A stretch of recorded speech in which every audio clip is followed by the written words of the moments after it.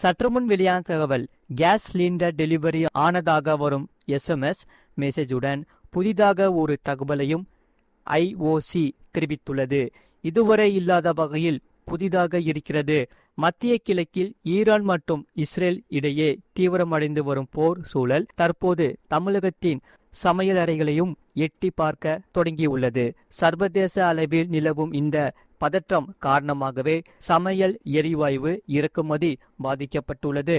அந்த வகையில் இந்தியா தனது எரிவாயு தேவையில் பெரும் பகுதியை மத்திய கிழக்கு நாடுகளிலிருந்தே இறக்குமதி செய்கிறது. இந்தியாவிற்கு வரவேண்டிய எல்பிஜி சரக்கு கப்பல்கள் தாமதமாகவே இந்த தட்டுப்பாட்டிற்கு முதன்மை காரணமாக மாறியுள்ளது.